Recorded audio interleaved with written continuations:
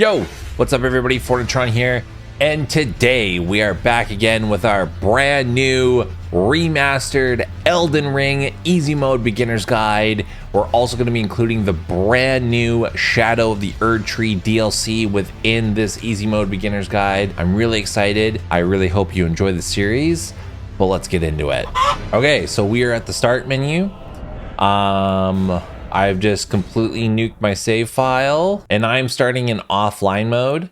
The little warning that I got there is because I do have some things in my game folder from different mods that you can do to Elden Ring, but that's fine. So we're gonna be starting a new game. The goal of this Easy Mode Beginner's Guide, this is not like a 100% platinum run. I might do all the stuff to get the platinum, maybe, but that's not what it's intended for. We're also gonna be going through the easiest route through the entire game, because I was shocked to see that out of the 25+ million people that own Elden Ring, about 36% are able to play the DLC. So a lot of people have played Elden Ring and not gotten far enough to be able to even enjoy the DLC. So hopefully this helps you lot out. So we're going to be choosing the easiest build. We're going to be using spirit summons. We're going to be cheesing the shit out of this game. So don't listen to any of the haters. There's people that have beaten this game on a dance pad. So like, you're never going to get to that level unless you're a tryhard. So who cares? Just use every advantage that you have in this game. And that's what we're going to do. Let's choose new game. Okay, so now we're at the character selector screen here. So a lot of people are going to go through all these and they're like, okay, which do I pick? This is typical for FromSoftware games. It's a starting class. If you press Y or triangle, you can see the starter attributes of each character type. So you can see the Vagabond is more of like a strength build. It's like evenly between strength and dex. So you see they have 14 strength and 13 dexterity. And they have a decent amount of vigor, so they have a lot of health. And you'll see that the warrior is a little bit more lean on the dexterity side, so that's why they got 16 dex. The hero is more of a strength build, so that's why they have 16 strength. So the vagabond is kind of like a nice in between of the warrior and the hero. The bandit is more evenly split between dex and arcane, because there are some bleed weapons that rely on the arcane stat for a bit more bleed proc. We'll go over that in a bit. And then you got your like astrologer, who's like your sorcerer. You got your prophet, who's like your incantations build or your miracles build.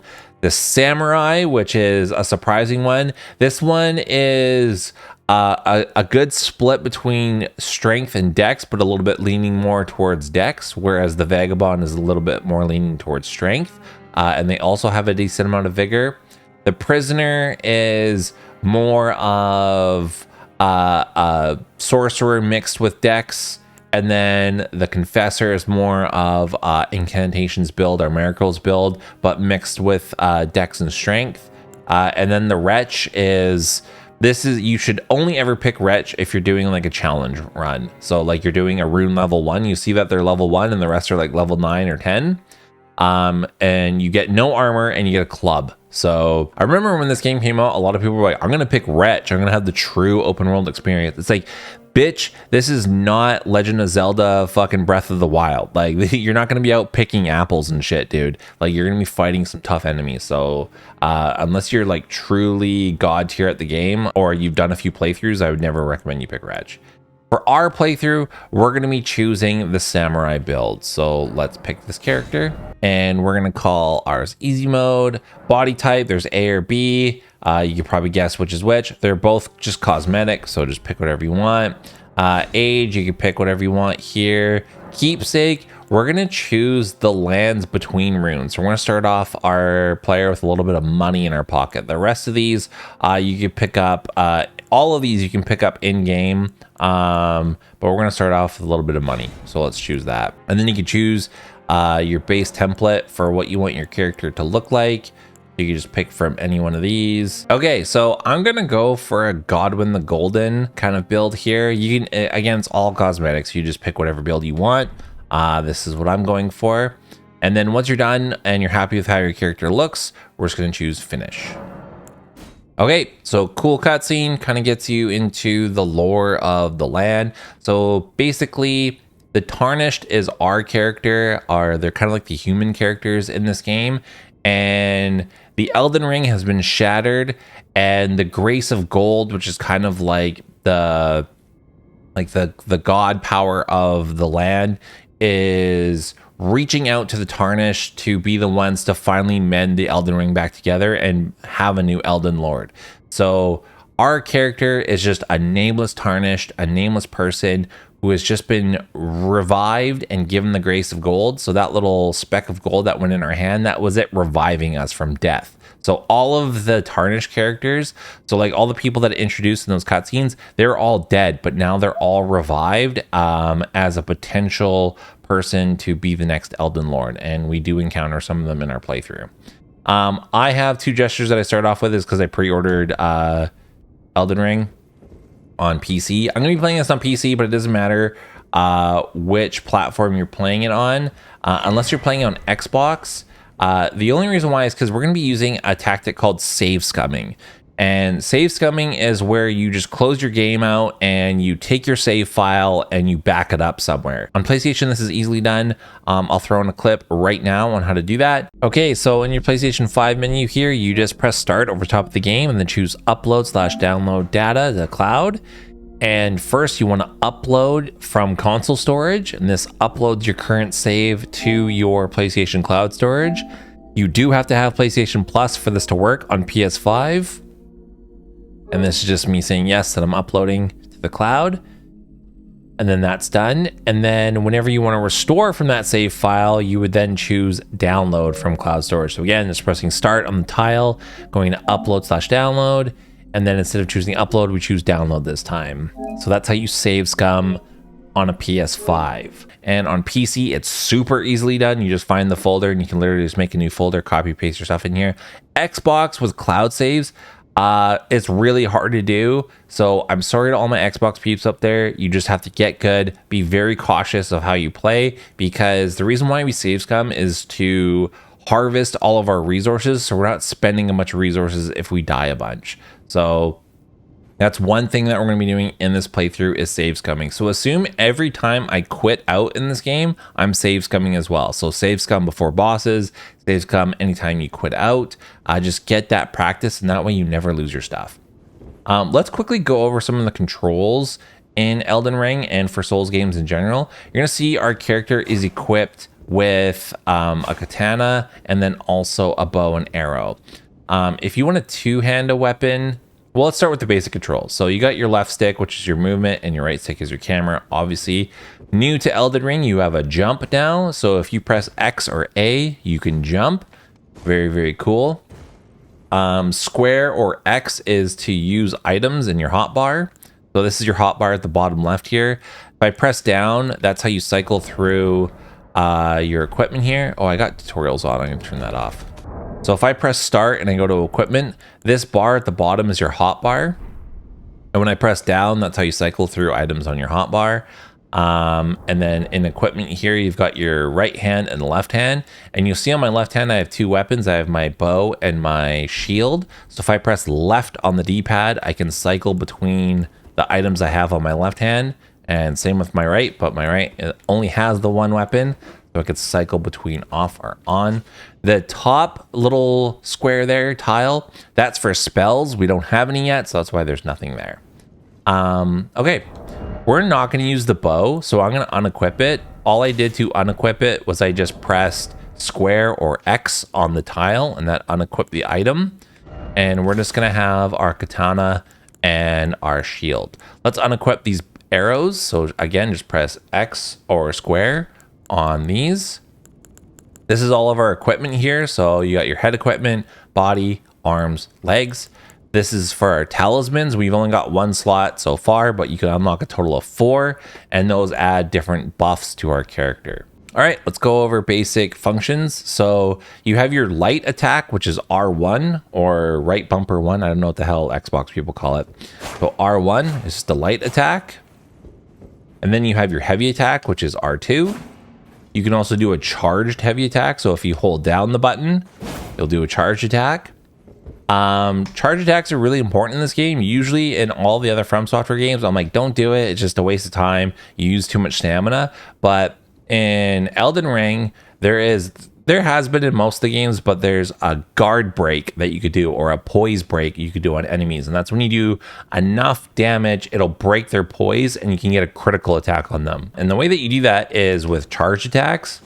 And then also now the new jumping attacks. So a jumping R1 is a jumping light attack. So you want to do a lot of jumping R2s and charge attacks, and that'll massively break enemies' poise.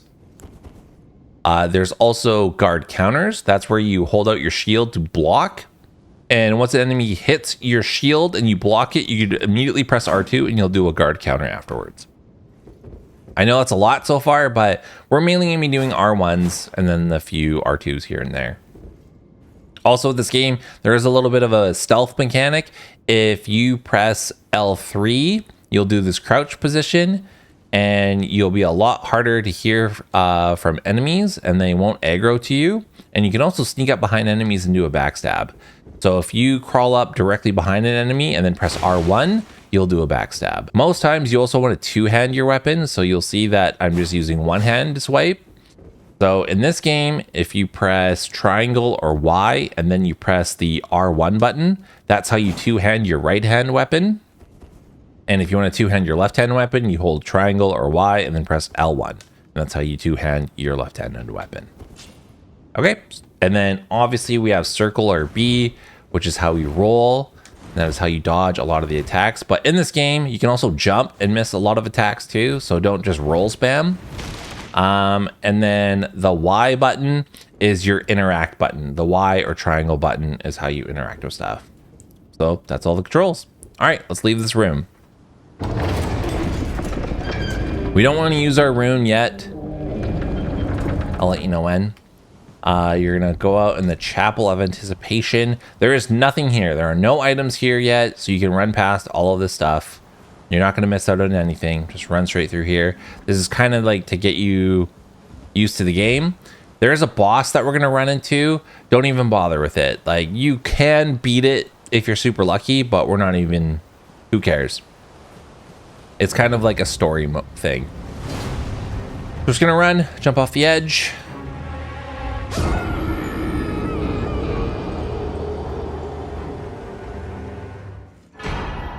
Cool cutscene plays, and then now we're in the lands between, and we got our Flask of Crimson Tears and our Flask of Cerulean Tears. So Flask of Crimson Tears, that is how you heal yourself. And then you'll see at the top here, at the top left, we've got our health bar, which is red, our blue bar, which is our mana bar, and the green bar, which is our stamina bar. Okay, so the only way that you can use your mana bar when you're a melee build is by using an Ash of War. So you're going to notice at the top left, it says Unsheathe. That is the Ash of War that we have on this weapon here. So we're going to open this door. We're going to get the Site of Grace. Site of Graces are checkpoints in this game, or bonfires. If you're a Souls person. Pick this item up here. So let's use our Ash of War. So like I showed you, you could do R1s and R2s, or you could do a charged R2. But let's use our Ash of War. So if we press L2, we're going to go in this different stance here, and this is our Ash of War stance. And then now when we press R1, we're going to do an Unsheath, and you'll see that our blue bar went down a little bit. So this Ash of War does a lot of posture damage, and it does just a lot more damage than even the charged R2, I think, because it's like a special attack. Okay, we're going to go through the basic bitch tutorial area, which a lot of people skip, and then that's why they made this a lot brighter, and it's to show you to drop down here. So we're just going to drop down, and this is like a really bare essentials tutorial that From Software have added into Elden Ring. For brand new players, this is the most approachable game of the Souls series, and it's to teach you all the things that I've just gone over. So like how to R1,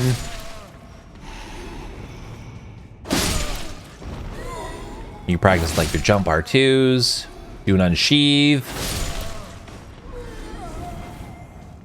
All these enemies drop like almost no runes, so doesn't even matter. You don't have to, you're not going to get much from going down here.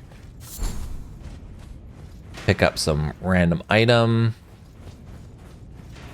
Let's unsheathe this guy. Here, let's do a guard counter. So hit him.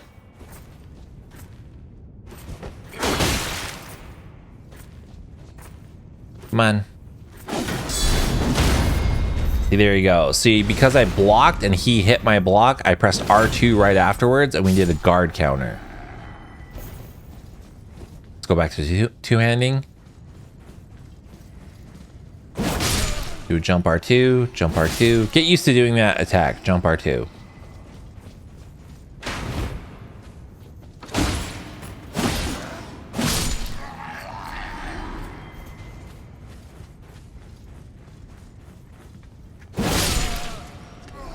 Boom. You want to get used to rolling at just the last second. So when an enemy is about to attack you, just roll at the last second. Don't just roll spam. This game has built a lot of enemies and bosses that are made to just roll catch you. So a lot of people will say like, oh, Souls games, you can just roll simulator. It's like, yeah, go ahead, do that. You will die. You will get roll caught and you will die. So because we did a jump R2 on the enemy, we broke their posture right away, and that's why we were able to do a visceral or a riposte. You'll see these are stakes of Marika. So these are like little mini checkpoints. So if we die, we'll spawn right here. So we are going to top up our health, and then this is our first boss. It's not really a boss. This is just an enemy with a boss health bar. And let's start off with an unsheath. And we immediately broke their posture, and boom. Like I said, they're an enemy with the boss health bar, so that's not going to be that easy for like real bosses. But unsheath and weapon arts are, or ashes of war, are really powerful. We're going to go up here. This is a gesture for strength. Gestures are fun. We're not going to be using that much. So when you press start, you'll see the gestures here. So if you just press A or X on one of them, they'll do the gesture. We can replace it with whatever gestures that we have so far. We can do the Ring of Mikola. Real cool. Okay. Now that we've done that little mini tutorial area, let's move on.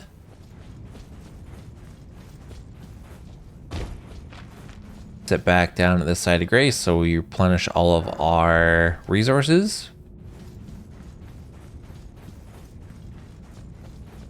And we're going to catch this elevator up.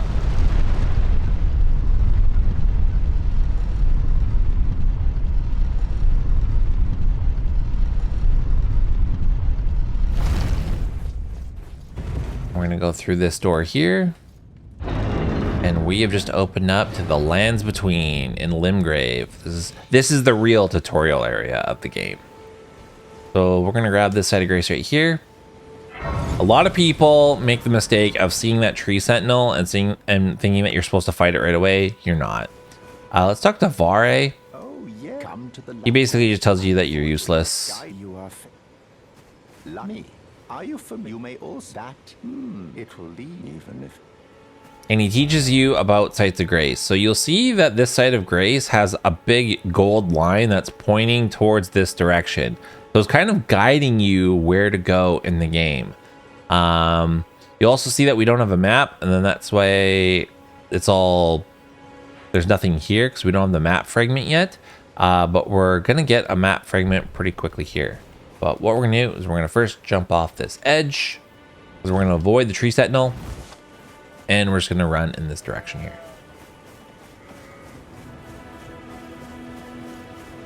Run, run, run, run. And then turn towards this church building.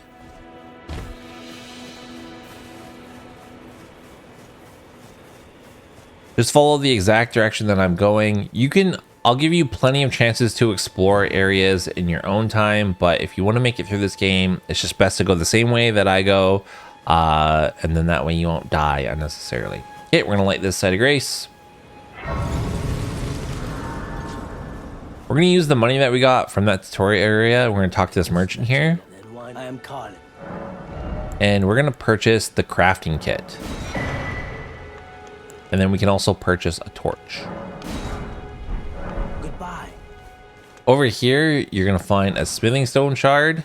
That's how you upgrade your weapon. You need 2, 4, and 6 to be able to upgrade your weapon. And then there's different levels. So there's smithing shown level 1 all the way to level 8, I believe. And then so you need 12 in total to get the max out for each level. Okay, and I think that's a good place to stop for the first episode. So welcome to Elden Ring. We've got our character and we're in a good place to start out. And then in the next episode, we're going to be getting some easy upgrades. And then we're going to be farming around the best spots in the Limgrave before we move on to our first boss. So I'll see you guys in the next one.